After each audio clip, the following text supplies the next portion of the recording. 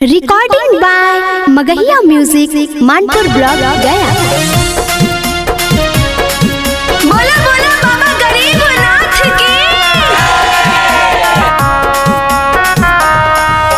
Music by PN Bihari.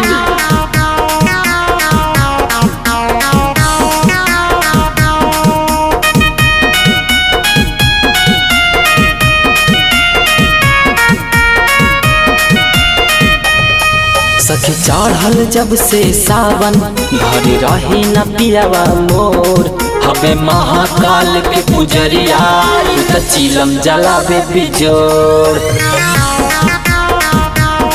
सखी चढ़ल जब से सावन घर रही न पियावा मोर हवे महाकाल के पुजरिया त चिलम जलावे बिजोड़। सखी चढ़ल जब से सावन घर रही न सैया मोर हवे महादेव के पुजरिया त चिलम जलावे बिजोड़।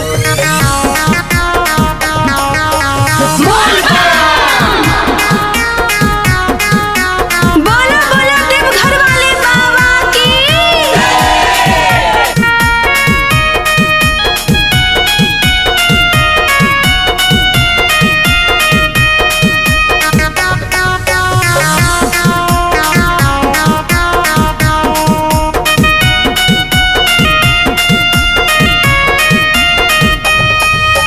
हमर सजनवा सुने न कहनवा पिएला खाली गांजा है कहेला भोले बाबा के जड़ी बूटी मिलेला माजा है।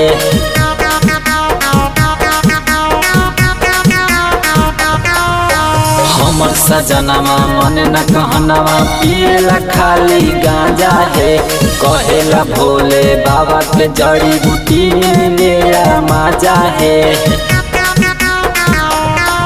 मानिला नाही बतिया रहे मंदिर के आगोर हवे भोले बाबा के पुजरिया त चिलम जलावे बिजोड़।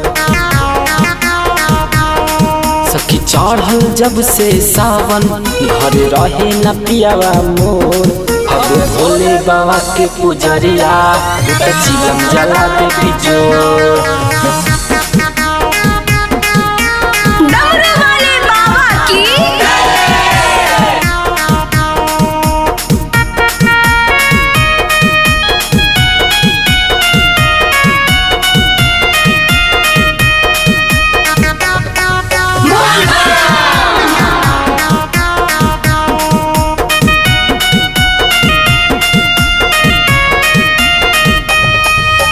साहेब राजा मंज के गांजा फक फक धुआं उड़ावेला टिकल पे दर्दी डाल के गांजा गजबे चिलम जलावेला।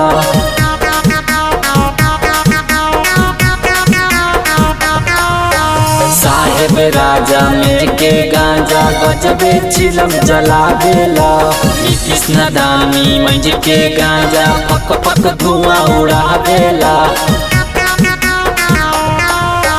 पीएन बिहारी न मानी कहनवा मोर हवे महाकाल के पुजरिया त चिलम जलावे बिजोड़।